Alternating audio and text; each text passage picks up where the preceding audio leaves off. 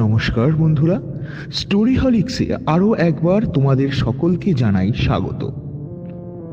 আচ্ছা, তোমাদের নিশ্চয়ই মনে আছে ছোটবেলায় বাংলার ক্লাসে একটা কমন রচনা আমরা কম বেশি সকলেই লিখেছিলাম।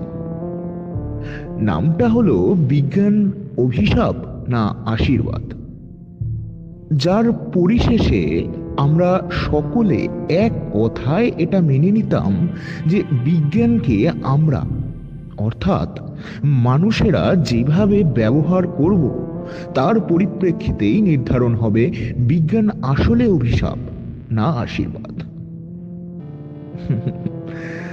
আজকে সেই তর্কই উস্কে দিতে তোমাদের সাথে পরিচয় করিয়ে দেব এমন একটা পাগলা বৈজ্ঞানিকের সাথে, যার ঠান্ডা মাথার নানা রকম জেনেটিক পরীক্ষার মাধ্যমে বিজ্ঞান হয়ে উঠেছিল এক সাক্ষাৎ অভিশাপ, কখনো আবার প্রতিহিংসা পরায়ণ এক সুদক্ষ হাতিয়ার।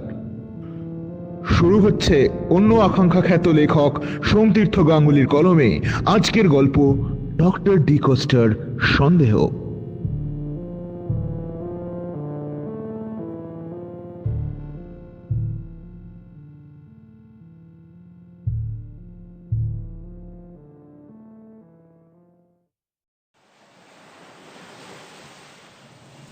মধ্যরাত্রির গভীর সময় লাইনার 137 জল কেটে এগিয়ে যাচ্ছে।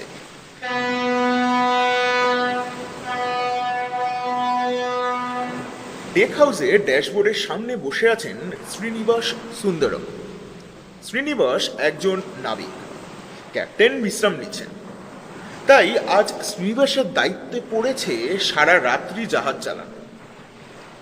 রাডার রেডিও সিগন্যাল পুরো দমে কাজ করছে। সব ঠিকঠাক থাকলেই ওরা পরশু ভোরে ভাইজ্যাক পৌঁছে যাবে।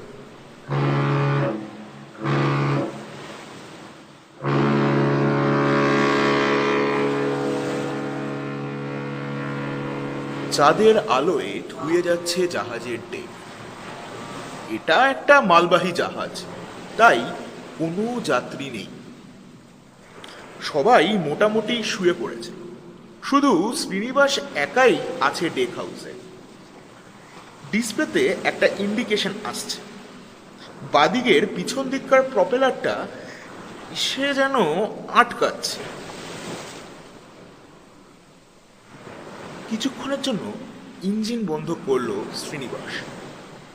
হঠাৎ ডেকের ওপরে খচমচ খচমচ করে কি একটা আওয়াজ হলো। আওয়াজটা কেন জানি ঠিক ভালো লাগলো না। বেরিয়ে এলো ডেক হাউস থেকে, সিঁড়ি দিয়ে নিচে নেমে এলো ডেকে। চাঁদের আলোয় গভীর সমুদ্রটা যেন হাতছানি দিয়ে ডাকছে। প্রায় 30 ফুট দূরে ডেকের রেলিং, সেখানে চোখ যেতেই আটকে উঠল শ্রীনিবাস সুন্দরম।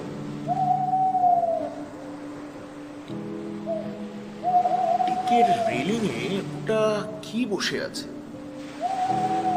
একটা পেঁচা, তবে স্বাভাবিক পেঁচা নয়।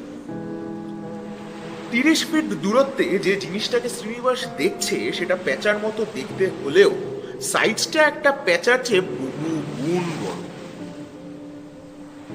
প্রায় একটা বাইসন বা জলহস্তির সাইজের পেঁচা। চাঁদের আলোয় আলোকিত সাদা পেঁচাটার চোখগুলো হিংস্র, যেন ঠিকরে বেরিয়ে আসছে। এত বড় পেঁচা হয় নাকি? এটা কি?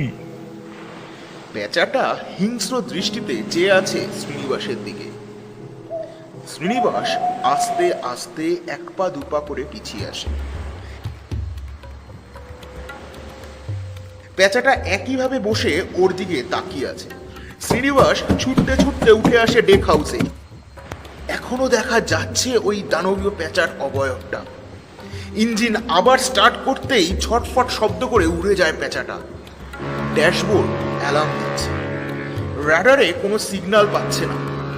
রেডিও সিগন্যাল আসছে না। শ্রীনিবাসের কপালে বিন্দু বিন্দু ঘাম।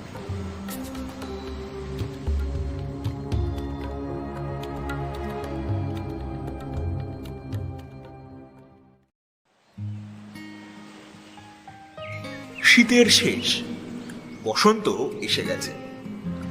আমার বাংলোর সামনেই সার বেঁধে অনেকগুলো কৃষ্ণচূড়া গাছ। তারই একটায় বসে কোকিলটা অনবরত ডেকে চলেছে। সামনের গাছটায় কয়েকটা চড়াই কিচিরমিচির করে ডাকছে। কিছুটা দূর থেকেই ভেসে আসছে সমুদ্রের গর্জন। আমি শ্যামলেন্দু সান্যাল, আন্দামানে পোর্ট ব্লেয়ারে থাকি। পেশায় মেরিন বায়োলজিস্ট, জুলজিতে ডক্টরেট করেছি। দীর্ঘদিন কলকাতায় শিক্ষাচর্চা করার পর আমার ডাক আসে আন্দামান ইনস্টিটিউট অফ মেরিন সায়েন্সে। আমি এখন এই ইনস্টিটিউটেরই একজন বৈজ্ঞানিক। আমাকে এখানে ডেকে নিয়ে আসার উদ্দেশ্যটা একটু অদ্ভুত। বিগত কয়েক মাস ধরে লোকের মুখে মুখে শোনা যাচ্ছে কিছু অদ্ভুত ঘটনা। প্রচুর ছোট বড় মালবাহী জাহাজ হারিয়ে যাচ্ছে মাঝ সমুদ্রের বুক থেকে। এখানকার ট্রাইবাল জারোয়াদের মধ্যে অনেকেই দেখেছে কিছু অদ্ভুত জীব। জারোয়ারা বলে কোনো সামুদ্রিক অপদেবতার অভিশাপ লেগেছে।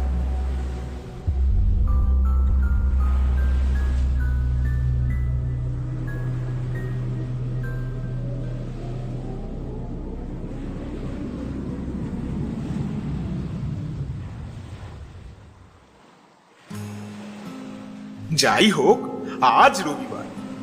আমার ছোটবেলার বন্ধু স্বনামধন্য গবেষক সব্যসাচী বোস কলকাতা থেকে আসছে।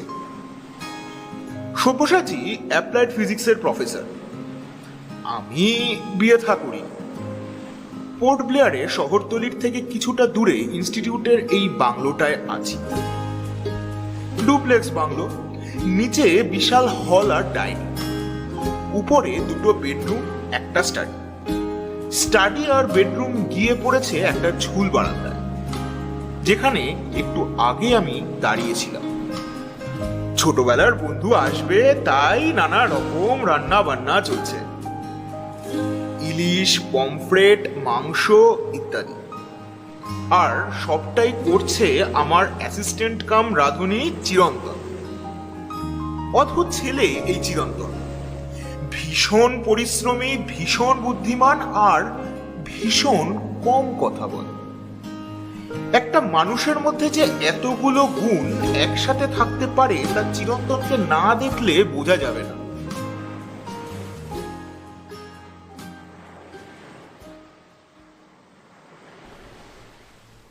চিরন্তনের শখ হচ্ছে মিউজিক আর ইলেকট্রনিক্স। আমাকে একটা মজার ঘড়ি বানিয়ে দিয়েছে, নিজের কাছেও রেখেছে একটা। ঘড়িটাতে যে খালি সময় দেখা যায় তা নয়, ঘড়িটায় একটা সুইচ আছে লাল রঙের, আর আছে দুটো চিপস। এর একটা চিপ জিভের তলায় দিয়ে এই লাল সুইচটা টিপলেই শোনা যায় অদ্ভুত সব বাজনা। কেউ যদি কানে শুনতে নাও পায় তবুও এই বাজনা অনুভব করতে পারবে। দুটো চিপস সব সময় ঘড়ির খাঁজে আটকে থাকে।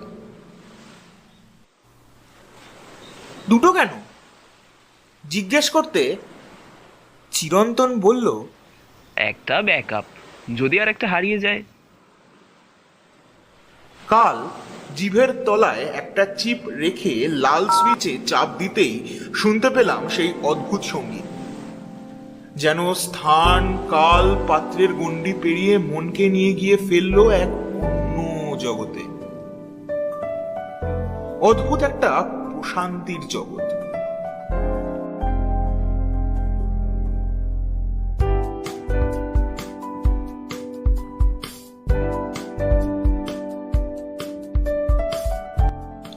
ঠিক লাল বোতামটার নিচেই দুটো সফট স্ক্রল সুইচ রয়েছে, কিছু একটা বাড়ানো কমানো যায়। ওটা নিয়ে খুটখাট শব্দ করতেই চিরন্তন চেঁচিয়ে উঠল, ওটা ধরো না দাদা, ওটা বাড়ালে কিন্তু বিপদ হতে পারে। ওটা কি? ওটা আসলে ফ্রিকোয়েন্সি বাড়ানো কমানোর সুইচ। বেশি বাড়ালে মস্তিষ্কে চাপ পড়তে পারে।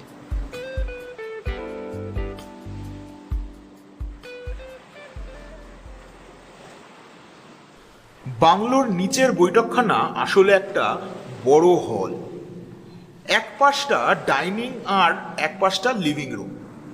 এখানে দুটো বিশাল বড় অ্যাকোরিয়াম আছে।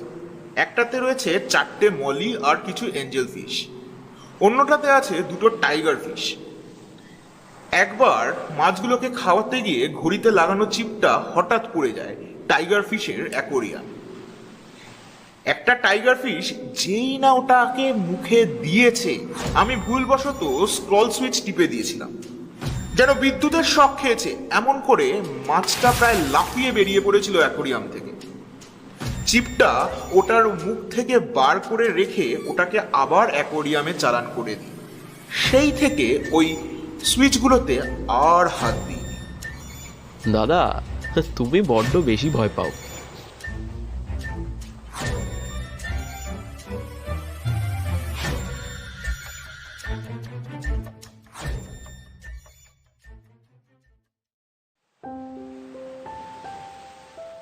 আজ আড্ডা জমবে ভালোই। সব্যসাচী বোস মানে সভ্য এমনিতেই চিরকাল একটু আড্ডাবাজ ছেলে, তার উপর আজ আবার ওর জন্য একটা সারপ্রাইজ আছে। ওর সাথে আজ ডিকোস্টা সাহেবের আলাপ করিয়ে দেব। ডক্টর আলভারেজ ডিকোস্টা পেশায় বায়োকেমিস্ট হলেও ইদানিং ফান্ডামেন্টাল ফিজিক্সের ওপর কাজ করছেন ভদ্রলোক। নাম শুনতেই সোফা থেকে তড়াক করে লাফিয়ে উঠে সভ্য বলে, বলিস কি রে, আলভারেজ ডিকোস্টা? সেই পাগলা বৈজ্ঞানিক যাকে বছর 10 আগে international institute of fundamental science থেকে বার করে দেওয়া হয়েছিল। কি একটা এথিক্যাল কোড ব্রেক করেছিলেন বলে। ইথারিয়াল না, কিছুতেই মনে করতে পারছি না। হ্যাঁ উনি প্রায় 5টা রিসার্চ ইনস্টিটিউট থেকে বহিষ্কৃত হয়েছেন। কিসের জন্য বার করা হয়েছিল ঠিক মনে করতে পারছি না, কিন্তু সেই সময় ওকে নিয়ে কাগজে খুব লেখালেখি হয়েছিল। হ্যাঁ, উনি এসে উঠেছেন আন্দামানে। সামনের সমুদ্রটার পার ধরে মাইল 3 গেলেই একটা ঝাউবনে ভরা দ্বীপ দেখা যাবে। ওই দ্বীপে পৌঁছে ঝাউবনটা পেরিয়ে পশ্চিম দিকে যে কাঁচা রাস্তাটা গেছে ওটার পাশ ধরে একটা টিলা উঠে গেছে। টিলার একটা প্রান্ত একেবারে সমুদ্রের ওপর খাড়া নেমে গেছে বঙ্গোপসাগরে। সেখানেই একটা ল্যাবরেটরি খুলে নিজেই রিসার্চ করে চলেছেন দিন রাত্রি। মাঝে মাঝে পোর্ট প্লেয়ারের চেস ক্লাবে আসেন। সেখানেই আলাপ পাগলা বৈজ্ঞানিকের সাথে। এতক্ষণে সভ্য ওর মোবাইলের ইন্টারনেট খুলে ফেলেছে। না, ভালো নেটওয়ার্ক আসছে না। আসলে এত স্লো নেট তোর এখানে? ডক্টর আলভারেজ ডিকোস্টা, হ্যাঁ ওই তো, mysterious disappearance of scientist wife. আমি ঝুঁকে পড়ে দেখার চেষ্টা করলাম। বউটা হারিয়ে যাওয়ার পরই পাগল হয়ে গিয়েছিলেন মনে হচ্ছে। কিন্তু আমার ভদ্রলোককে দেখে বা কথা বলে একবারের জন্য পাগল বলে মনে হয়নি। বটে, তা কি বললো? বললেন একদিন চলে আসুন না আমার গবেষণাগারে। চেস ক্লাবে এসে খালি চেস খেলেন, কথাবার্তা খুব একটা কারোর সঙ্গেই বলেন না। তবে সেদিন আমার সাথে তো ভালোই কথা বললেন। এখানে আমার কাজ, গবেষণাপত্র সব কিছু নিয়েই কথা হলো। ওনার নিজের বিষয়ে বায়োকেমিস্ট্রি ছাড়াও জীববিজ্ঞানেও কিন্তু অগাধ পাণ্ডিত্য দেখলাম। তাই কথা বলতে বলতে কিভাবে সময় কেটে গেল। তারপর তুই গেছিলি নাকি ওনার ল্যাবরেটরিতে? সভ্য ভীষণ ইনকুইজিটিভ। অবশ্যই তা যাব না, তবে একা যাইনি। চিরন্তন কিছুতেই আমাকে একা ছাড়লো না। বলল, না দাদা, তোমাকে একা যেতে দেবো না। পাগলা প্রফেসর যদি তোমাকে সাপ ব্যাং বানিয়ে দেয়, আমিও যাব তোমার সাথে। এবার সভ্যর চোখগুলো গোল গোল হয়ে গেছে।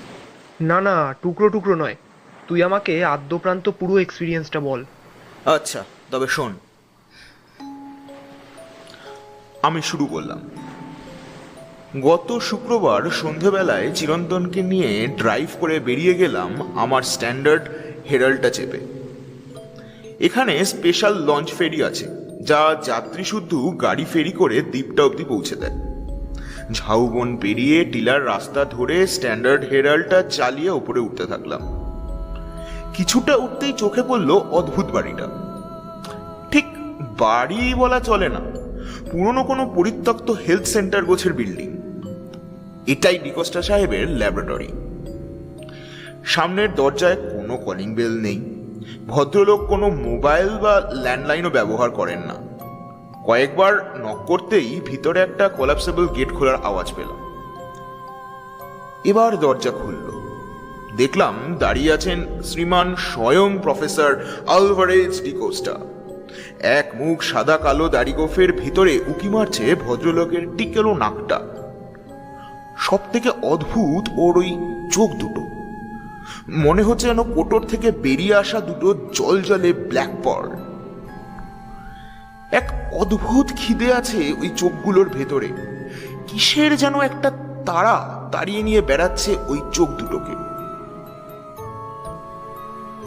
ভদ্রলোকের পিছনে দাঁড়িয়ে রয়েছেন একটি বছর 30-এর লম্বা তরুণী। গায়ে লম্বা অ্যাফ্রন আর চোখে মোটা ফ্রেমের চশমা। ডান চোখের পাশে একটা ছোট্ট তিল। মোটা চশমার ফ্রেমের ভেতর দিয়ে দেখা যাচ্ছে। ও হচ্ছে সুবর্ণা, আমার ল্যাব টেকনিশিয়ান।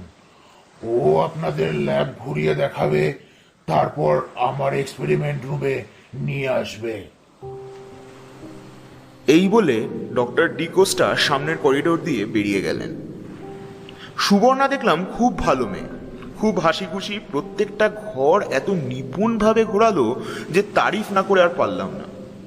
মেয়েটি খুব স্বতঃস্ফূর্ত। লক্ষ্য করলাম এই সামান্য সময়ে চিরন্তনের সাথে ওর একটা সুন্দর স্বাভাবিক সম্পর্ক তৈরি হয়েছে। একজন কম কথা বলে আর একজন কথা বলেই যায়। একটা অদ্ভুত ক্যাপসুলের মতো ঘর ডান দিকে রেখে আমরা এগিয়ে গেলাম। যদিও ঘরটা বন্ধ, প্লেনের দরজার মতো ওটার দরজা একদম সিলড, এয়ারটাইট। তাও ঘরটাকে দেখে কেন জানি না ভালো লাগলো না।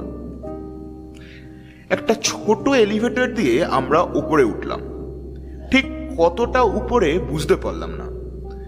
এলিভেটরের দরজা খুলতেই দেখলাম সরু রেল লাইনের মতো ট্র্যাক করা আছে। সেটা চলে গেছে গোলাকার একটি কাচের ঘরের দিকে। এটা হলো কন্ট্রোল কাম মেডিটেশন রুম। এই গোলাকার কন্ট্রোল বা মেডিটেশন ঘরটা অদ্ভুত শান্ত ধরনের।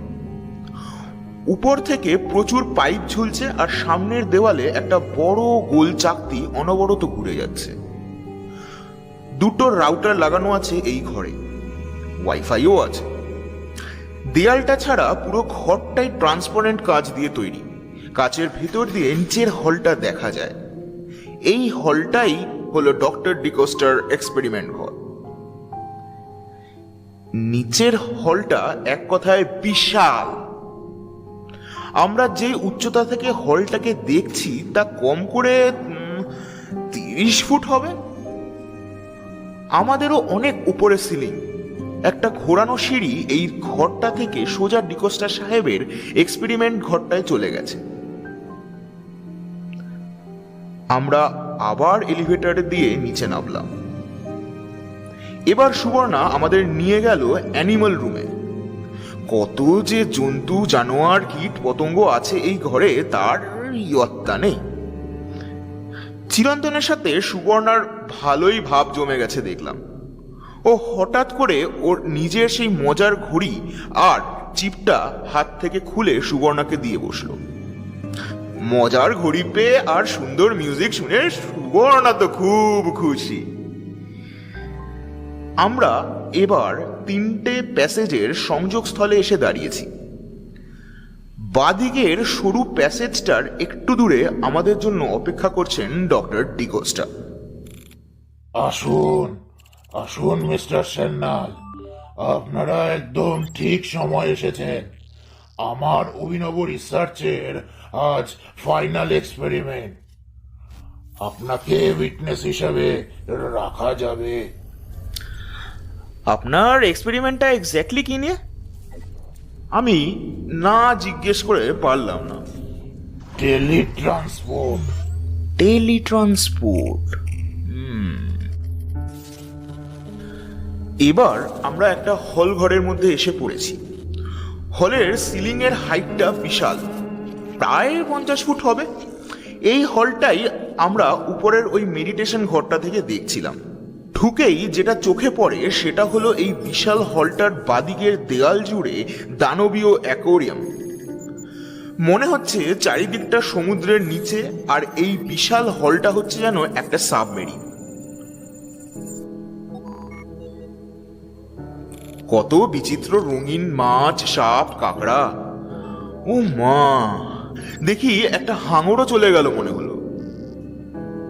একটা বিশাল বড় অক্টোপাস আমাদের দিকে ড্যাব ড্যাব করে চেয়ে আছে। বিশাল হলটার আলো আধারি আর সামুদ্রিক জলের ভেতরের আলো মিলেমিশে একটা অদ্ভুত শান্ত অথচ রহস্যময় পরিবেশ সৃষ্টি করেছে।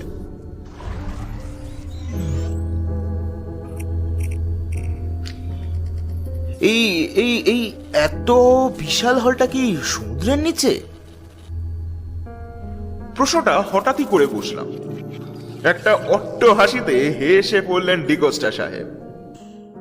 না না, ওগুলো আমার আবিষ্কৃত 3D LED ডিসপ্লে, সব ন্যাশনাল জিওগ্রাফির ডকুমেন্টারির ভিডিও। আমার মন কিন্তু এটা মেনে নিল না। অক্টোপাসটা দেখলাম কাছের আরো কাছে চলে এসেছে, একইভাবে ড্যাব ড্যাব করে দেখছে আমাদের। হলের ডান প্রান্তে প্রায় 30 ফুট উপরে আমাদের সদ্য ঘুরে আসা মেডিটেশন ঘরটা দেখা যাচ্ছে।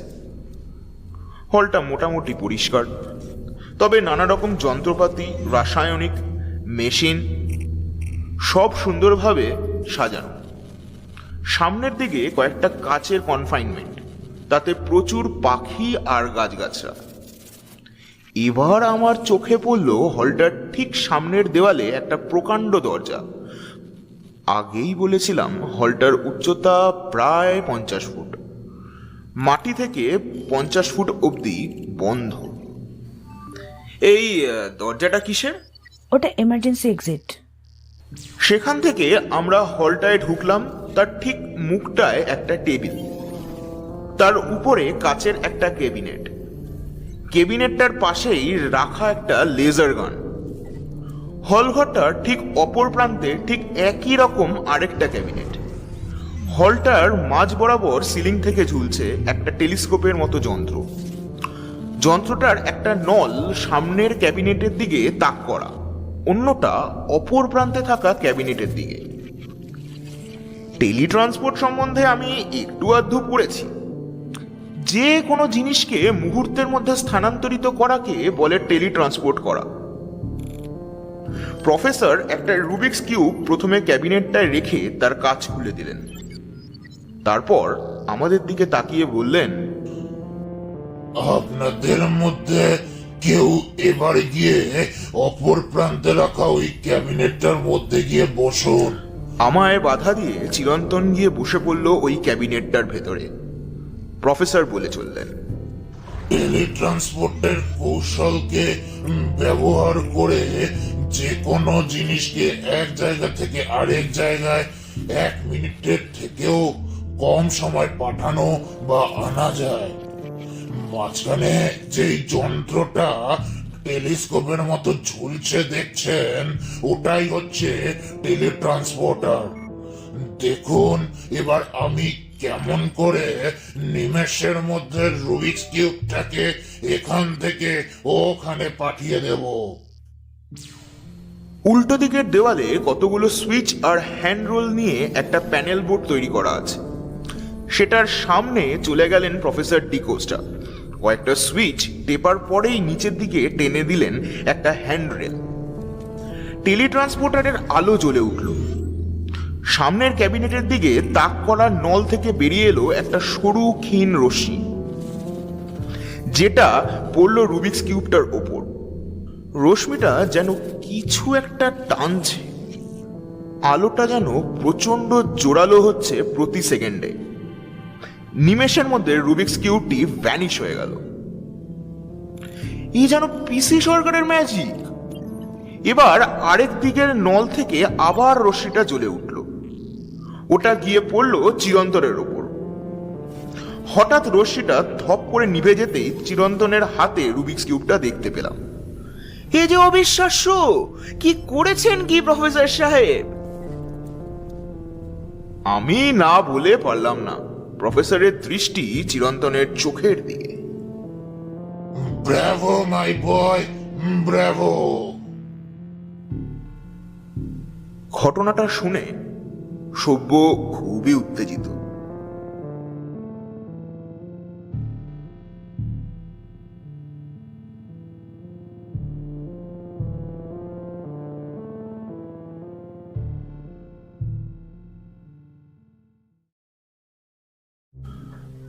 প্রফেসর ডিকোস্টা আমাদের সাথে খাবেন না সে কথা আগেই বলেছিলেন। উনি এলেন ঠিক 3:30 সময়। আমরা খেয়ে দিয়ে সিগারেট খেতে খেতে ভীম পলাশি রাগ শুনছিলাম ভিনাইল রেকর্ডে।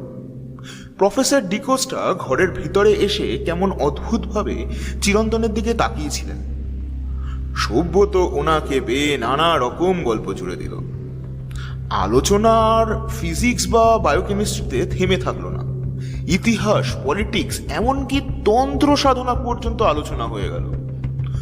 যদিও প্রফেসর ডিকোস্টাকে কিন্তু আজ একটু বেশ টেন্স লাগছিল। কিছুক্ষণ পর প্রফেসর ডিকোস্টা বললেন, যদি কিছু মনে না করেন একটা কথা বলবো।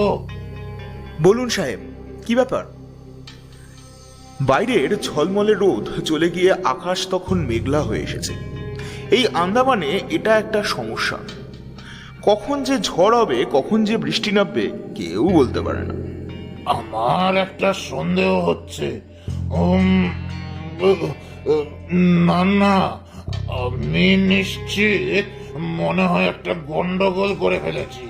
কি গন্ডগোল?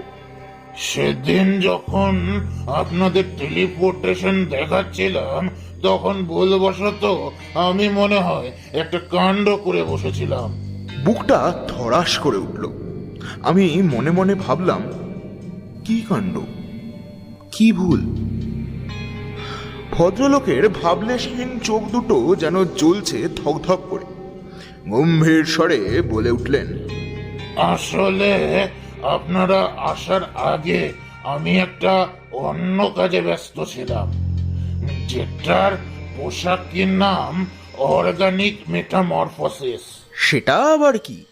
আসলে সবকিছুই তো ইলেকট্রন প্রোটন, শুধু মলিকিউলস গুলো আলাদা আলাদা। প্রফেসর ওর মুখ থেকে কথাটা প্রায় ছিনিয়ে নিয়ে বলতে লাগলেন, আমি একটা চেষ্টা করছি যাকে বলে ইন্টার স্পিসিস ট্রান্সফরমেশন। মানে ভাল্লুককে বাদর বানানো যায় কিনা অথবা হাঁসকে সজারু বানানো যায় কিনা। কি আপনার মাথা খারাপ নাকি? এইরকমই তো একটা গবেষণাপত্র আপনি প্রকাশ করে মুশকিলে পড়েছিলেন না? ইতিমধ্যে বাইরে ভালোই ঝিরঝির করে বৃষ্টি পড়তে আরম্ভ করেছে। প্রফেসর তার ঠান্ডা কঠিন স্বরে বলতে লাগল, আপনারা সেদিন যেই ট্রান্সপোর্টারটা দেখলেন, নলওয়ালা টেলিস্কোপের মতো যন্ত্র, ওইটা আবার ট্রান্সফরমারও বটে। সেদিন আসলে দুটো প্রোগ্রাম মিশে যায়। মানে কি বলছেন কি আপনি? খুব শান্ত গলায় বলে চললেন ডক্টর ডিকোস্টা। আপনারা আসার আগে আমি একটা তেঁতুলে বিছেকে অজগর সাপে পরিণত করার চেষ্টায় ছিলাম। রুবিক্স কিউবের পেছনেই ছিল সেই লম্বা বিছেটা, আর অজগর সাপের ডিমটা রাখা ছিল চিরন্তনের পেছনে। আপনারা চলে আসার পর দুটোর একটাও আমি পাচ্ছি না। আমার সন্দেহটা মনে হয় সত্যি হতে চলেছে। আমি আর ভাবতে পারছি না। বৃষ্টিটা জোরে পড়ছে এখন। সভ্য চিৎকার করে ওঠে। আপনি একটু খোলসা করে বলবেন? বাইরে বৃষ্টির সাথে ঝড় হচ্ছে, সাই সাই করে হাওয়া দিচ্ছে। আপনারা কিমেরা জানেন? কিমেরা? হ্যাঁ, কিমেরা। CHIMERA। MERA। ভদ্রলোক বানান করে বললেন। কিমেরা প্রাচীন মিশরীয় দেবতা বা দানব। কিমেরা? হ্যাঁ, প্রচুর প্রাণীর সংমিশ্রণে সৃষ্টি এক প্রাণী কিমেরা। আমি দীর্ঘদিন ধরে গবেষণা করে কিমেরা বানানো কিছুটা আয়ত্ত করেছি। মানে কি বলতে চান আপনি? অ্যাকোয়ারিয়ামের মাছগুলো দেখলাম সামনের কাঁচটার কাছে এসে এক দৃষ্টিতে ডক্টর ডিকোস্টার দিকে তাকিয়ে আছে। সেদিন টেলিট্রান্সপোর্টেশন করতে গিয়ে আমি ভুল করে ট্রান্সফরমেশন আর টেলিপোর্টেশন দুটোই একসাথে করে ফেলি। মানে চিরন্তন কি এখন অজগরে পরিণত হবে? না, শুধু অজগর নয়, বিচ্ছে অজগর আর মানুষের সংমিশ্রণ। লোকটা পাগল নাকি? কি যাতা বলছে? চিরন্তন নিচে নেই, বোধহয় উপরে স্টাডিতে আছে। সবই তো বুঝলাম ডক্টর ডিকোস্টা, এখন উপায়টা কি বলুন? বাইরেটা অন্ধকার হয়ে এসেছে।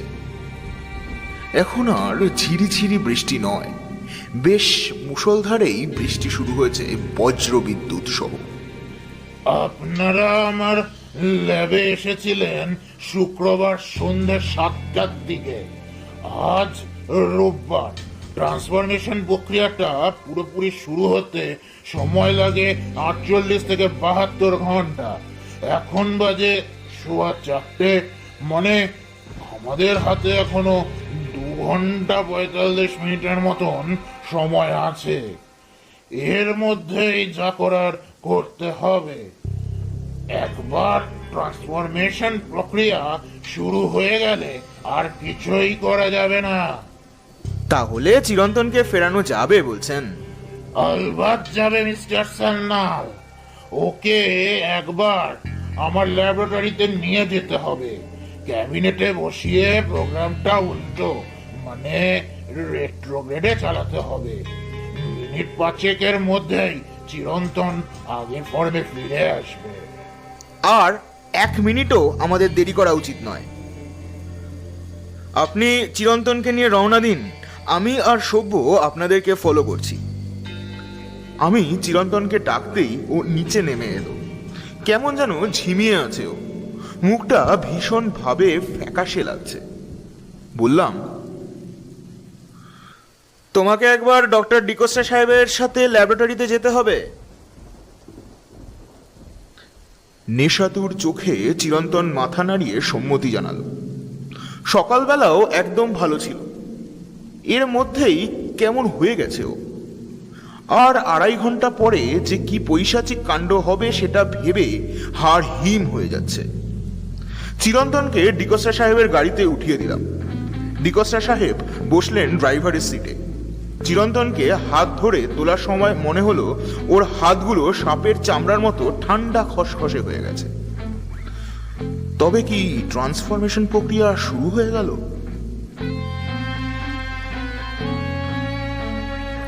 ডক্টর ডিকোস্টা চিরন্তনকে নিয়ে বেরোবার প্রায় সাথে সাথেই আমি আর সভ্য আমার স্ট্যান্ডার্ড হেরাল্টায় চড়ে রওনা হলাম।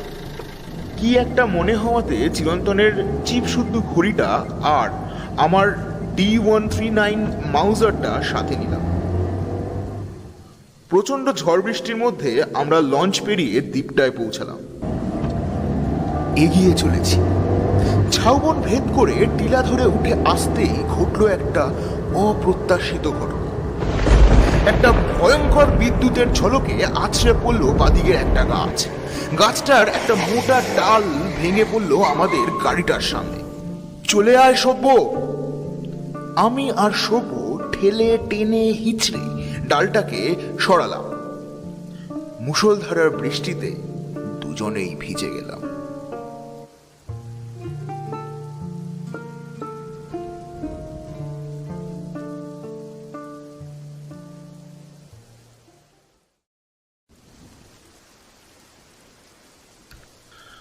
বৃষ্টি বাদল মাথায় নিয়ে আমরা যখন ল্যাবরেটরির কাছে পৌঁছে গিয়েছি তখন বাজে প্রায় 6টা। সুবর্ণা আমাদের জন্য সদর দরজায় অপেক্ষা করছিল। কেমন যেন থম মেরে আছে ও।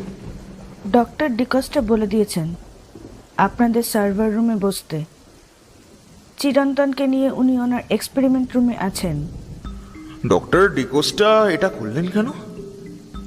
আমরা থাকলে কি অসুবিধা হতো ওনার? আজ সার্ভার রুমের প্লেনের মতো দরজাটা খোলা, ভিতরে কোনো কম্পিউটার নেই, ঢোকার সদর দরজা বন্ধ করে দিয়ে এবার সুবর্ণা সার্ভার রুমে এলো। কিরকম যেন ভাবলেছি, এ যেন মেলানোই যায় না সেদিনকার সেই সুবর্ণার সাথে। সেই স্বতঃস্ফূর্ত ভাবটাই নেই। আমাদের জন্য শরবত এনেছে সুবর্ণা। এই সময় শরবত খেতেও ইচ্ছা করলো না। কিরকম একটা যান্ত্রিক ভঙ্গিতে সুবর্ণা বলল, রেট্রোগ্রেড প্রোগ্রাম অনেকক্ষণ ধরে চলবে, আপনারা খেয়ে বিশ্রাম করুন।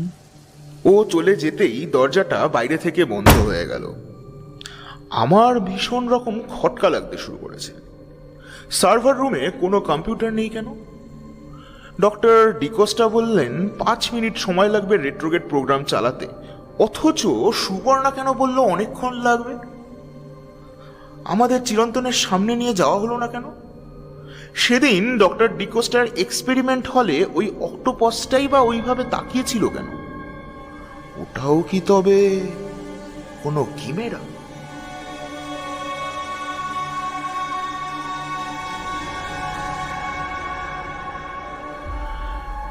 একটা ঠান্ডা শিহরণ মেরুদণ্ড বয়ে নেমে যাচ্ছে। খুব অনুশোচনা হচ্ছে আমার। আজ চিরন্তনের এই অবস্থার জন্য আমিই তো দায়ী। আর এখন সভ্যকেও তো এই বিপদে আমিই ফেললাম। হঠাৎ সভ্য বলে উঠল, দেখেছিস, এটা সার্ভার রুম, অথচ একটাও কম্পিউটার নেই। এটা কি সত্যি সার্ভার রুম নাকি অন্য কিছু? আমারও যে সন্দেহ হয়নি তা না। সভ্য, আরেকটা জিনিসও খটকা হচ্ছে। সুবর্ণা ওকে দেখে কেমন যেন একটা লাগছে রে, কেমন একটা অদ্ভুত ঠান্ডা চাহনি। সেদিনের সুবর্ণা আর আজকের এই সুবর্ণার মধ্যে কোনো মিলই নেই। কোনো চিন্তা করিস না আমাকে নিয়ে, দেখাই যাক না শেষ পর্যন্ত। এই ছোট দমবন্ধ ঘরে আমি আর সভ্য, আর কেউ নেই। একটা খুব লো পাওয়ারের আলো জ্বলছে ঘরটার ভিতর। এসি চলছে বলে দম বন্ধ লাগছে না। বেশ কিছুক্ষণ হয়ে গেল। আস্তে আস্তে শরবত খাচ্ছি আর ভাবছি। সভ্যর কাল কলকাতায় ফেরার কথা, সেও খুব চুপ এখন। একটা অদ্ভুত শান্তি হঠাৎ যেন মনটাকে আচ্ছন্ন করে ফেলতে চাইল। এসির বাতাসটা বড় সুন্দর লাগছে এখন।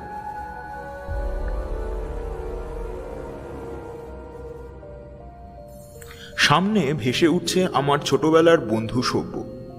কত খেলা, কত আনন্দ, কত স্মৃতি।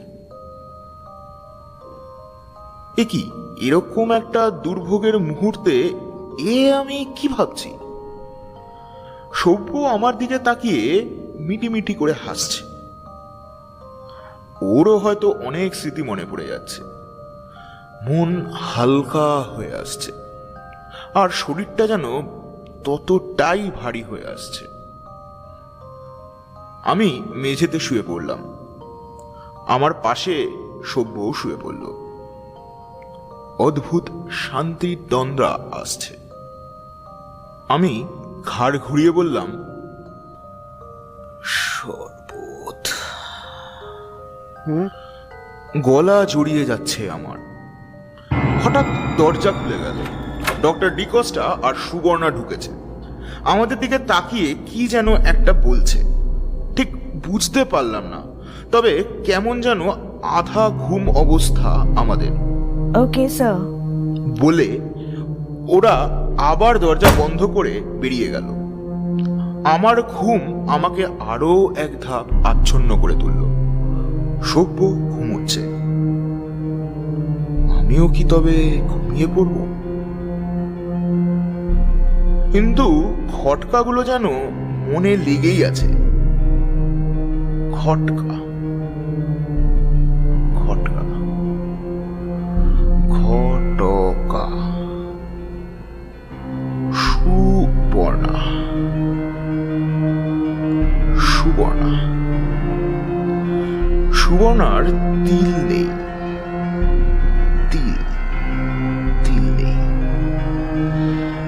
চোখের পাশের তিল, ডান চোখের পাশের তিল নেই, তিল নেই, তিল নেই। ঘুম ঘুম ঘুম, আহ কি শান্তি।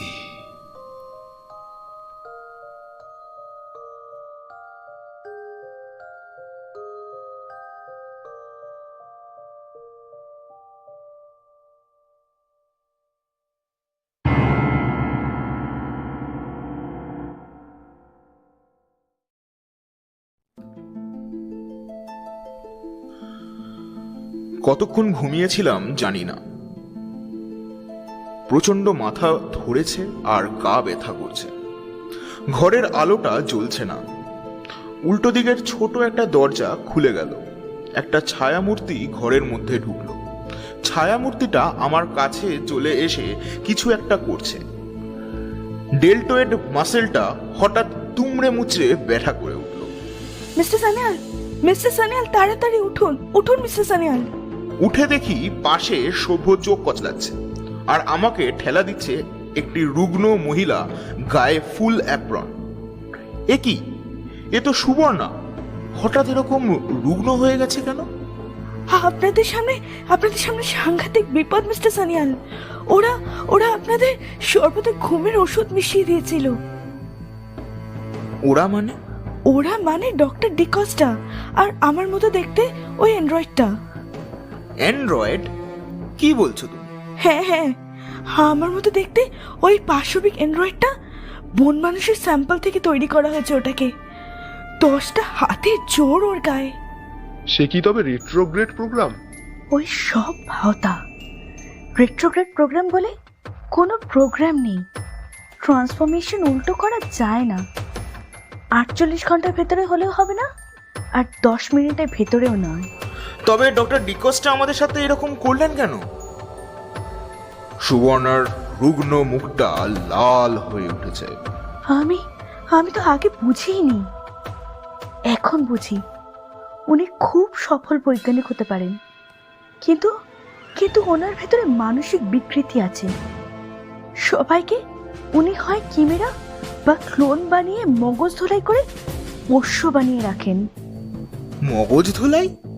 হ্যাঁ, মগজ ধোলাই। ওই ওনার হলের উপরে কাছে মেডিটেশন কাম কন্ট্রোল ঘরটায়। মেডিটেশন না ছাই, ওটা মগজ ধোলাইয়ের ঘর। আর ওই যে চাকতিটা, ওটা তো মগজ ধোলাইয়ের যন্ত্র। সেদিন অবধি আমিও জানতাম উনি খুব ভালো মানুষ, কিন্তু চিরন্তনকে উনি এরকম একটা বিপদের মধ্যে জ্ঞানও তো ঠেলে দেন। তখন আমি সব বুঝতে পারি। আপনারা চলে যাওয়ার পর আমি বুঝতে পারি উনি আসলে একটা বিকৃত মনের মানুষ। আমি ওনাকে ভয় দেখাই যে আমি সবাইকে সব জানিয়ে দেব। কিন্তু সেদিন রাত্রে উনি আমাকে ঘুমের ওষুধ দিয়ে ঘুম পাড়িয়ে দেন। তারপর হুবহু দেখতে আমার মতো একটা ক্লোন তৈরি করেন। আমাকে এই রুমের পেছনে ট্র্যাপডোরের পেছনে আটকে রেখেছিলেন, কিন্তু আমি এতদিনে বেরিয়ে আসতে পেরেছি। কি সাংঘাতিক! আমি আপনাদের ঘুম ভাঙানোর জন্য স্টিমুলেন্ট ইনজেক্ট করি। এখন বেরোবার উপায় কি? সুবর্ণা ট্র্যাপডোরটার দিকে তাকায়।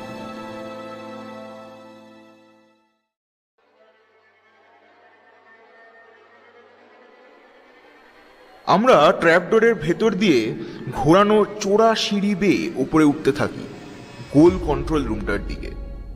চুপি চুপি উঠতেই বুঝতে পারি কন্ট্রোল রুমে কিছু একটা চলছে। একটা আষ্টে গন্ধ নাকে আসতে থাকে আর একটা অদ্ভুত শব্দ।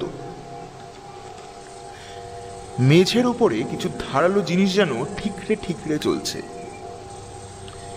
কিসের শব্দ ওটা? সুবর্ণা একটা আঙুল ঠোঁটের কাছে রেখে আমাদের চুপ করে থাকতে বলে। একটা ট্র্যাপডোর এখানেও আছে কন্ট্রোল রুমটায় ঢোকার জন্য। ট্র্যাপডোরের সরু খাঁজটা থেকে একটা আলো আসছে। সেখানে চোখ রেখে যা দেখলাম তা দেখে মোটামুটি হার্ট ফেল হয়ে যাওয়ার জোগাড়। ঘরটায় খুব হালকা আলো, দেয়ালের চাকতিটা ঘুরছে আস্তে আস্তে। একটা অদ্ভুত জীবকে গোল চাকতিটার নিচে বসানো হয়েছে। পেট আর মাথাটা একটা বড় অজগর সাপের মতো, আর নিচের অংশটা একটা বড় তেঁতুল বিছের মতো। বিছের অসংখ্য দানাগুলো মেঝেতে ঘষা খাচ্ছে আর ওরকম শব্দ হচ্ছে। জীবটার প্রায় 7 ফুট হাইট। কোমর থেকে নিচ অব্দি সেলগুলো কেমন জলজল করছে। অজগরটা বসে জিভ লিকলিক করছে। মানুষের মতো হাত পা রয়েছে, কিন্তু ওগুলো সাইজে প্রায় 1.5 গুণ। কি মেয়েরা! পিছে অজগর আর মানুষের সংমিশ্রণ। ভাবতেই ভয় আর কষ্ট একই সাথে হচ্ছে যে এটাই চিরন্তন। ঘরের মধ্যে আরো 2 জন আছে, একজন ডক্টর ডিকোস্টা আর একজন সুবর্ণার ক্লোন। দুজনে মিলে ক্যামেরাটাকে মগজ ধোলাই করছে। আমরা আবার চুপি চুপি পিছনের দরজা দিয়ে সার্ভার রুমে ফিরে এলাম। পিছনের ট্র্যাপ ডোরটা দিয়ে ভেতরে ঢুকেই ভূত দেখার মতো চমকে উঠলাম। ঘরটার ঢোকার যে প্লেনের মতো দরজা, তার সামনে 2 জন শুয়ে আছে।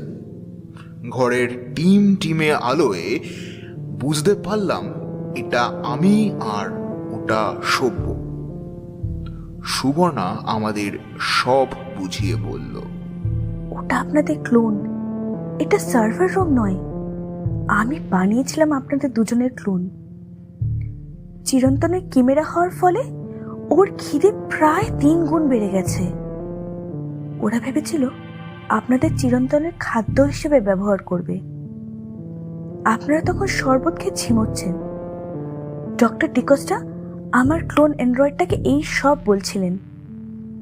আমি ট্র্যাপডোরের ভেতর থেকে সব শুনতে পেয়েছি। আমি আর সভ্য একেবারে সব কেমন যেন তালগোল পাকিয়ে যাচ্ছে। শেষমেশ কিমেরার খাবারে পরিণত হতে হবে। তবে পুরোপুরি কিমেরা খাবারে পরিণত হবেন না। কিমেরাটাকে খাওয়ানোর আগে আপনাদের মুন্ডুগুলো কেটে নেওয়া হবে। কি সাংঘাতিক! কেন? আপনাদের মস্তিষ্কগুলো উনি আর্কাইভ করে রেখে দেবেন। কি? হ্যাঁ, উনি প্রচুর সায়েন্টিস্ট ধরে নিয়ে এসে এটা করে থাকেন। আপনাদের মস্তিষ্কগুলোই ওনাকে ওনার কাজটাকে এগিয়ে নিয়ে যেতে সাহায্য করবে। তার মানে আমার বুকের ধুকপুকানি বেড়েই চলেছে। একটা অজানা ভয় আঁকড়ে ধরছে। এই বিশাল ল্যাবরেটরি, এই বিশাল কর্মকাণ্ড একার মাথায় তো চালানো সম্ভব নয়। তাই এই ব্যবস্থা। উনি বেছে বেছে সায়েন্টিস্টদের ধরে ওনার ডেরায় নিয়ে আসেন, আর তারপর ওনাদের ব্রেনগুলোকে লাগিয়ে দেন ওনার সুপার কম্পিউটারের সাথে। এ কোন পাগলা গারদে এসে পড়েছি রে বাবা! এখন এই আসল সুবর্ণাই পারে আমাদেরকে এই পাগলা গারদ থেকে রেহাই দিতে। তবে হ্যাঁ, ইনি আবার আসল সুবর্ণাই তো না? এখানেও কোনো অভিসন্ধি লুকিয়ে আছে।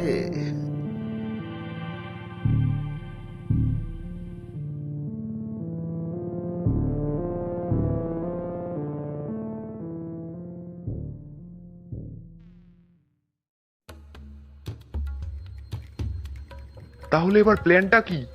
এখন আপাতত আমরা এই ট্র্যাপডোরটার পেছনে ঘাপটি মেরে বসে থাকবো। আমার অ্যান্ড্রয়েড ক্লোনটা আসবে আপনাদের নিয়ে যেতে। খুব সম্ভবত লম্বা 2টো স্ট্রেচার নিয়ে আসবে, সেটাতে করে আপনাদের নিয়ে যেতে চাইবে। আমরা এখানেই থাকবো এই ট্র্যাপডোরের পেছনে। অ্যান্ড্রয়েডটা যখন আপনাদের ক্লোনগুলোকে নিয়ে যেতে উদ্যত হবে, তখনই আমাদের কাউকে গিয়ে ওর ঘাড়ের কাছে নীল সুইচটা প্রেস করতে হবে। এটাই অ্যান্ড্রয়েডের পাওয়ার বাটন। ওটা চেপে দিলেই নকল সুবর্ণা একেবারে নিস্তেজ। তারপর আমি অ্যান্ড্রয়েডটা এপ্রন পরে আপনাদের ক্লোনগুলোকে নিয়ে ওই পিশাচটার কাছে যাব। আপনারা আবার ওই ট্র্যাপডোর দিয়ে কন্ট্রোল বা মেডিটেশন রুমটায় যাবেন। সেখানে দেওয়ালে যে চাকতিটা আছে ওটার পেছনে একটা কন্ট্রোল প্যানেল আছে, সেখানে অটো ডিস্ট্রাকশন বলে একটা বাটন আছে। আমি আপনাদের ক্লোনগুলোকে নিয়ে নিচে এক্সপেরিমেন্ট রুমটায় থাকবো। হাত তুলে ইশারা করলেই অটো ডিস্ট্রাকশনটা অন করে দেবেন। এই অটো ডিস্ট্রাকশনটা কি? এটা একটা প্রোগ্রাম যা সমস্ত রানিং প্রোগ্রামকে মেলাইন করবে, মানে সব কটা প্রোগ্রামকে নষ্ট করে দেবে। আর আর শুধু তাই নয়, অটো ডিস্ট্রাকশন সুইচ প্রেস করার 20 সেকেন্ডসের মধ্যে পুরো বিল্ডিংটা ধূলিসাৎ হয়ে যাবে। সুইচ প্রেস করার সাথে সাথে সব এক্সিট এন্ট্রি খুলে যাবে। একটা খুব হাই ইন্টেন্সিভ রশ্মির ফলে ল্যাবের ভেতরে যত পশু পোকামাকড় জীবিত বা মৃত সব গাছ বা পাখিতে রূপান্তরিত হয়ে যাবে। Self inducted organic metamorphosis. এই সময় এই ভীষণ প্রলয়ঙ্করী তাণ্ডবের মধ্যেই আপনাদের এখান থেকে বেরিয়ে যেতে হবে, এছাড়া আর বেরোনোর কোনো পথ নেই।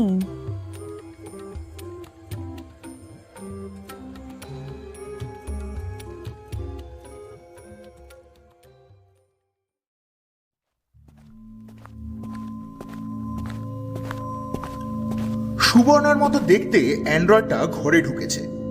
ওটা একটা চিপ চালিত মেশিন, নিজের কোনো ইমোশন নেই। চিপে যা আছে ও তাই করবে। আর আমার মনে হয় না ডক্টর ডিকোসটা ওর জন্য ভালো কিছু চিপে ঢুকিয়ে রেখেছে। ওটা দেখতেই শুধু আমার মতো। ওর গায়ে 10টা হাতির আসরিক জোর, আর ওর চিপে খালি হাতে মানুষ মারার হাজারো রকম টেকনিক ঢোকানো আছে। আমাদের তরফে একটু ভুলের মাসুল সাংঘাতিক পরিণাম ডেকে আনতে পারে। সুবর্ণার অ্যান্ড্রয়েড নিচে উবু হয়ে বসে আমাদের ক্লোনগুলোকে এক্সামিন করছে। উঠে গিয়ে এবার একটা লম্বার স্ট্রেচারের মতো ট্রলি নিয়ে এলো। ট্রলিতে দুটো থাক করা আছে, দুজনকে উপর নিচে নিয়ে যাওয়া যাবে। আমাদের দুটো ক্লোনকে ট্রলিতে তুলে নিল। ক্লোনগুলোর ওজন আমাদের থেকে বেশি বই কম হবে না, অথচ ক্লোনগুলোকেও এমন করে তুলল যেন ওগুলোর কোনো ওজনই নেই।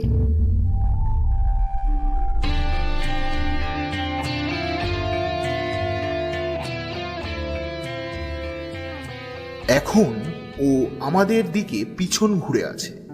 ঘাড়ের ডান দিকে একটা নীল সুইচ দেখা যাচ্ছে। সাদা অ্যাপ্রনটার উপরে চুলগুলো খোলা। আমি ওটার দিকে এগোবো করছি, এমন সময় আমাকে বাধা দিয়ে শেষমেশ সভ্যই এগিয়ে গেল। আমি ওর পেছনে থাকলাম কভার আপ হিসেবে। সভ্য গুটি গুটি পায়ে অ্যান্ড্রয়েডটার দিকে এগিয়ে যাচ্ছে, আর এগোতে গিয়েই চরম একটা ভুল করে বসলো। সামনের ছোট টুলটা যেখানে এনামেলের একটা ট্রেতে খালি সিরিঞ্জগুলো রাখা ছিল, সেটাতে সজোরে একটা ধাক্কা খেল। আওয়াজ করে সিরিঞ্জ শুদ্ধ ট্রেটা মেঝেতে পড়লো। শটাং ঘুরে দাঁড়িয়েছে সুবর্ণার ক্লোন অ্যান্ড্রয়েডটা। আমার পেছনে আসল সুবর্ণা, আমার সামনেই অ্যান্ড্রয়েডটার হাতের কাছেই সভ্য। সাথে সাথেই প্রফেশনাল ফাইটারের ক্ষিপ্রতায় আছড়ে পড়লো একটা আপার কাট সভ্যর গালে। ঘুষির জোরে সভ্য গিয়ে পড়ল শিল্ড কাচের জানালার উপর।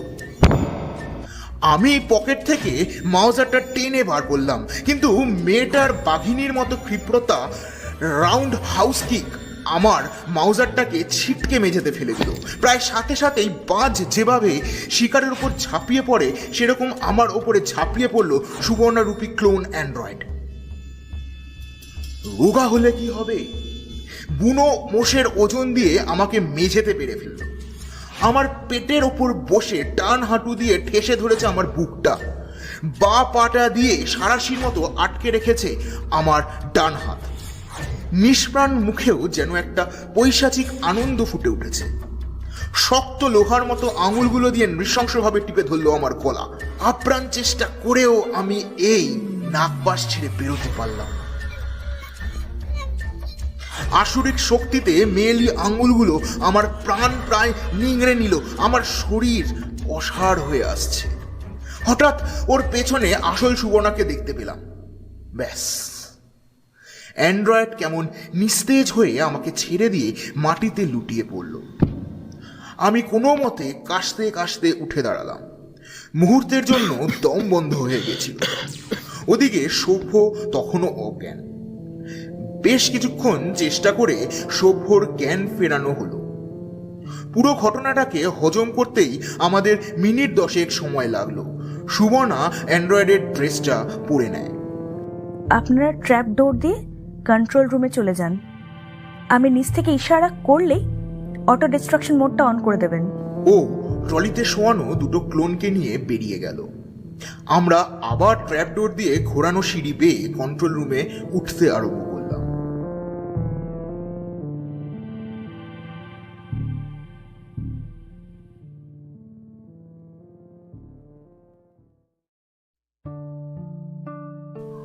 গোলাকার কন্ট্রোল রুমে উঠে নিচের দিকে তাকাতেই দেখতে পেলাম চিরন্তনের কিমেরা মেঝেতে শুয়ে ঝিমোচ্ছে, আর প্রথম ক্যাবিনেটটার কাছে পাইচারি করছে ডক্টর আলভারেজ ডিকোস্টা।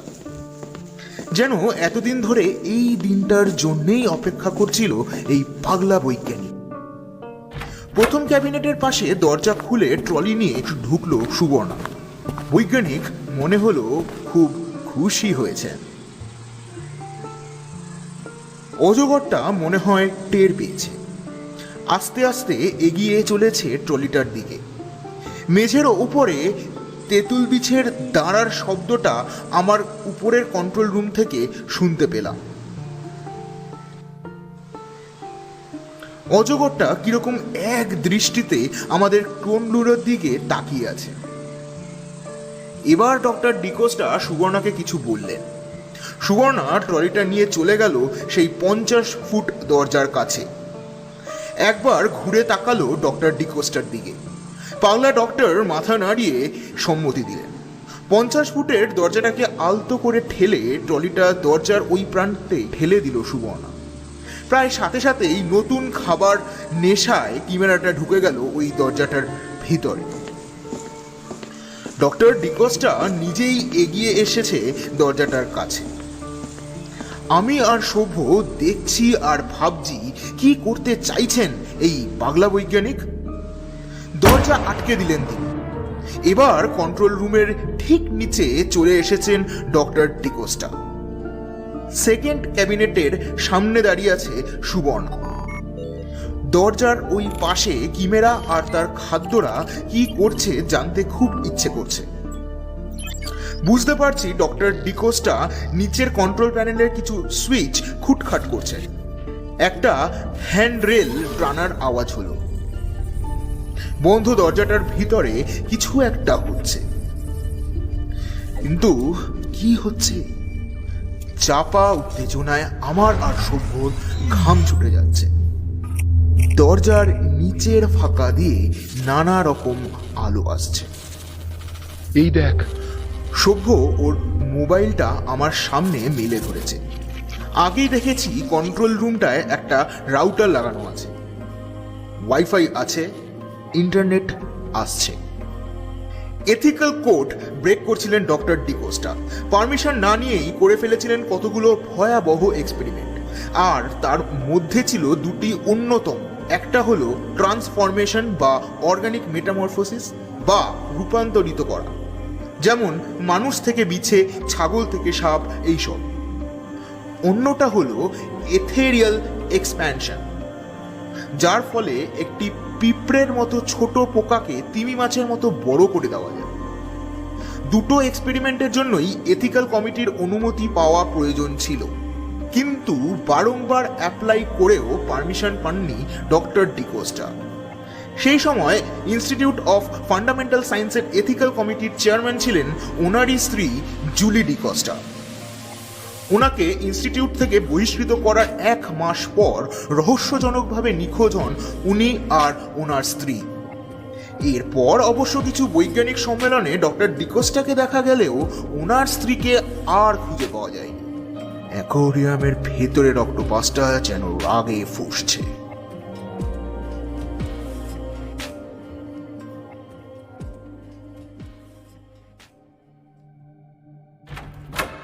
পঞ্চাশ ফুট দরজা খুলে যেটা বেরিয়ে এলো সেটা আমাদের কিছুক্ষণ আগে দেখা কিমেরায় পরিণত হওয়া চিরন্তন। ফারাক একটাই, ওটা ছিল 7 ফুট আর এটা প্রায় 40 ফুটেরও বেশি। বিশাল অজগরের মাথাটার ডায়ামিটারটাই হবে 20 ফুট। দানবটা চোখ বিস্ফারিত করে সব কিছু দেখছে আর জিভ লিকলিক করছে। দানবটার চোখ যেন জল জল করছে। মাথাটা নামিয়ে মুখটা ডক্টর ডিকোস্টার কাছে নিয়ে গেল। ডিকোস্টা চুপ করে দাঁড়িয়ে আছে। এবার মুখটা নামিয়ে নিয়ে এসে সুবর্ণার কাছে সুবর্ণাকে দেখে জিভ লিকলিক থেমে গেছে।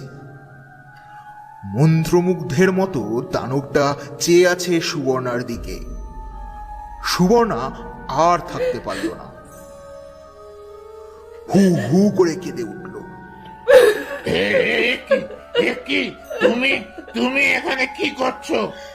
কান্না দেখে ধরে ফেলেছে ধুরন্ধর প্রফেসর। সুবর্ণাকে দেখিয়ে দানবীয় কিমেরাকে অর্ডার দেয় পাগলা বৈজ্ঞানিক। ওকে খাও, আজ তো খেয়ে ফেলো। মগজ ধোলাই করে পোষ্য করেছেন বলে কথা, কিন্তু পোষ্য যে সেই হুকুম তালিম করছে না, বরং অবাক হয়ে চেয়ে আছে সুবর্ণার দিকে।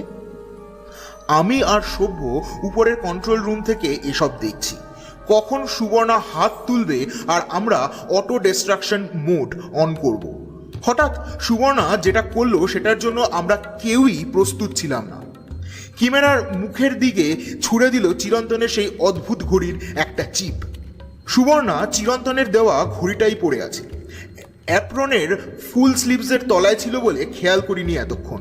চিপটা ছুঁড়ে দেওয়া মাত্রই দানবটা খপ করে চিপটা মুখে দিয়ে ধরল, কিন্তু চিপটা গিলল না, জিভের তলায় রাখল, যেন সে জানে এটা আর কি কাজ। লক্ষ্য করলাম সুবর্ণার একটা হাত ঘড়ির ওপর। দানবটা একটা শান্ত দৃষ্টিতে নিষ্পলক তাকিয়ে থাকলো সুবর্ণার দিকে। এদিকে ডিকসটাকে দেখলাম ক্যাবিনেটের পাশে রাখা লেজার গানটা তুলে নিয়ে তাক করেছেন দানবীয় কিমেরারূপী চিরন্তনের দিকে। হঠাৎ কেমন ক্ষেপে উঠে হিস হিস করে উঠল দানবটা। ঘুরে দাঁড়ালো ডক্টর ডিকোস্টার দিকে। এবার আর শান্ত দৃষ্টি নয়, রক্তচক্ষু নিয়ে যেন গিলে ফেলছে লেজার গান হাতে ডক্টর ডিকোস্টাকে। লেজারের ইন্ডিকেটরের লাল আলো এসে পড়েছে দানবটার দুটো চোখের মাঝখানে। একটা সুইচের চাপে ছিন্ন ভিন্ন হয়ে যেতে পারে ওটার দেহ। দানবটা হিস হিস করে এগিয়ে গেল ডক্টর ডিকস্টার দিকে। নিমেষের মধ্যে পেঁচিয়ে ধরল ডক্টর ডিকস্টার দুটো পা। ওই অবস্থাতেই ডক্টর ডিকস্টার লেজার গানটা চালিয়ে দিতে যাবে এমন সময় কারো একটা গুলির শব্দ, আর তার সাথে সাথেই ডক্টর ডিকস্টার হাত থেকে ছিটকে গেল লেজার গানটা। আমার মাউজারটা নিয়ে গুলি চালিয়েছে সুবর্ণা। মনে পড়ল সুবর্ণার ক্লোনের সাথে লড়াইয়ের সময় মাউজারটা মেঝেতে পড়ে গিয়েছিল। এবার সুবর্ণা ডক্টর ডিকস্টার মাথা লক্ষ্য করে আরো একবার মাউজারটা চালিয়ে দিল। বড় অ্যাকোয়ারিয়ামে থাকা মাছগুলো মনে হলো ছটফট করে উঠল। গুলিটা ডক্টর ডিকস্টার কান ঘেঁষে বেরিয়ে গেছে। কিমেরাটা এবার আরো পেঁচিয়ে ধরতে চাইছে ওকে। হঠাৎ সামনে অ্যাকোয়ারিয়ামটা ভেঙে বেরিয়ে এলো বিশাল বড় অক্টোপাসটা। সাথে বেরোতে লাগলো সমুদ্রের নোনা জল। ডক্টর ডিকোস্টারকে মাটিতে আছড়ে ফেললো কিমেরাটা। অক্টোপাসটাও চেপে বসলো পাগলা সায়েন্টিস্টের বুকে। কালো তরল বিষ বেরিয়ে আসছে বিশাল অক্টোপাসটার থেকে। জন্ম জন্মান্তরের রাগ যেন ছড়িয়ে দিচ্ছে ওই বিকৃত পাশবিক মানুষটার ওপর। কোনো রকমে নিজেকে ছাড়িয়ে নিয়েছে ডক্টর ডিকস্টা। অক্টোপাসের কালি মেখে হাঁচড় পাঁচড় করতে তুলে নিল লেজার গানটা। প্রায় সাথে সাথেই তাক করে ছিন্ন ভিন্ন করে দিল প্রাণীটা। অক্টোপাসটাকে মেরে প্রফেসর কিমেরাটাকে তাক করতে যাবে, ঠিক এই সময় কিমেরাটার মাঝখানে ঝাঁপিয়ে পড়ল সুবর্ণা। আমি আর এই দৃশ্য সহ্য করতে পারলাম না। গোল চাকতিটাকে তুলে টিপে দিলাম অটো ডিস্ট্রাকশন সুইচটা। সব যেন কিরকম লন্ডভন্ড হতে শুরু করলো। সব প্রোগ্রাম যেন একসাথে রান হতে আরম্ভ করলো। ম্যাল ফাংশন। সব পোকামাকড়, কাঁকড়া, সাপ, জন্তু জানোয়ার ছাড়া পেয়ে এদিক ওদিক ছোটাছুটি আরম্ভ করলো। টেলিট্রান্সপোর্ট মেশিনটা নিজের মতো চলতে লাগলো। সিলিংগুলি আরও নেমে এলো। ততক্ষণে লেজার গান চালিয়ে দিয়েছেন ডক্টর ডিকস্টা। চিরন্তনের কিমেরা আর সুবর্ণা দুজনেই গুলিবিদ্ধ হয়ে মাটিতে লুটিয়ে পড়ল। বৃদ্ধ সুবর্ণা চেঁচিয়ে বলল, আপনারা পালান, শিগগিরই পালান। 20 সেকেন্ডের মধ্যে সব ধ্বংস হয়ে যাবে, পালান শিগগিরই। তাণ্ডব ততক্ষণে শুরু হয়ে গেছে। অ্যাকোয়ারিয়ামের সব কাজ ভেঙে জল বেরিয়ে পড়েছে। বেরিয়ে আসছে নানা ধরনের মাছ, সাপ, হাঙর আর কাঁকড়ার দল। নানা রকম আলোর বিকিরণ ছড়িয়ে পড়ল ঘরটার মধ্যে। বিধ্বংসী তাণ্ডবে সব উথাল পাথাল হতে লাগলো। আমরা তড়িঘড়ি করে সিঁড়ি বেয়ে ট্র্যাপ ডোর দিয়ে তাড়াতাড়ি সার্ভার রুমে চলে এলাম। অ্যালার্ম বাজছে চারিদিকে। আর্মাগেডন শুনেছিলাম, এ যেন সেই জিনিস। করিডোরে বেরিয়ে ছুট লাগালাম সদর দরজার দিকে। কাউন্টডাউন চলছে। দরজাটা বন্ধ হতে শুরু করেছে। সে এক মারণ দৌড়। বাইরে বেরিয়ে আসার প্রায় সাথে সাথেই দরজার কলাপসেবল নিজে থেকেই বন্ধ হয়ে গেল। অটো ডিস্ট্রাকশন শুরু হয়ে গেছে। প্রচণ্ড একটা বিধ্বংসী আওয়াজ করে পুরো বিল্ডিংটা ধসে পড়ল।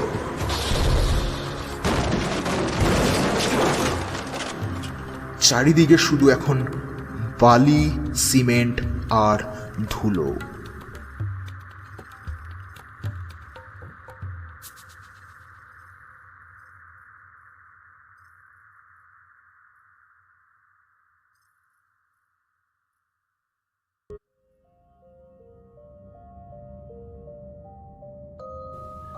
আজ সভ্য বেরিয়ে গেল। কাল যা গেছে তা আর বলার নয়। চিরন্তন আর নেই, বড় একা একা লাগছে আমার। বারান্দায় গিয়ে দেখলাম চারিদিকে রোদ ঝলমল করছে। হঠাৎ দেখি একজোড়া খুব সুন্দর সোনালী রঙের চড়াই পাখি বারান্দার রেলিংয়ে এসে বসেছে। কি খেয়াল হতে দেখলাম দুটোর মধ্যে একটার ডান চোখের পাশে একটা ছোট্ট কালো ফুটকি, ঠিক যেন সুবর্ণা সেই তিলের মতো। আর দেখলাম বারান্দার বাইরের সামনের ল্যাম্প পোস্টার ওপর একটা বাজ পাখি বসে আমার বারান্দাটার দিকে তীক্ষ্ণ দৃষ্টিতে তাকিয়ে আছে। চোখগুলো যেন ক্ষুধার্ত ব্ল্যাক পল।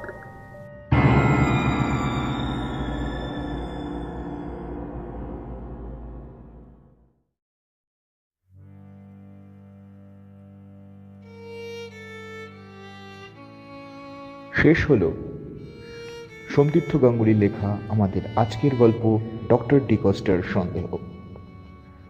গল্পকথক ও ডিকস্টার চরিত্রে আমি কৌস্তব, সব্যসাচীর চরিত্রে দেবজিৎ, শ্রীনিবাস ও চিরন্তনের ভূমিকায় সৌরভ, সুবর্ণার চরিত্রে নবনীতা।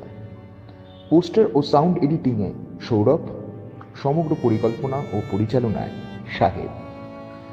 কেমন লাগলো বন্ধুরা আমাদের আজকের গল্প? জানাও কমেন্ট করে। লাইক আর কমেন্ট করতে কিন্তু ভুলো না। আর মনে আছে তো, সাবস্ক্রাইবটা কিন্তু ম্যান্ডেটরি। আজকের পর্ব এখানেই সমাপ্ত। ফিরে আসছি আরও নতুন ধারার, নতুন স্বাদের গল্প নিয়ে। আর সামনেই তো ফেব্রুয়ারি, মানে প্রেমের মরশুম। সুতরাং আমরা ফিরব এক গুচ্ছ প্রেমের গল্প নিয়ে।